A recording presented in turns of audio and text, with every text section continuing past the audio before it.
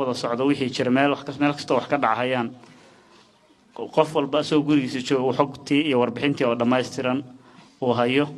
haddana sida quruxda badan oo uu sheegay su'aalaha baa ka muhiim ah oo meelaha dadku wax ka tabahayaan in wax la iska weydiiyo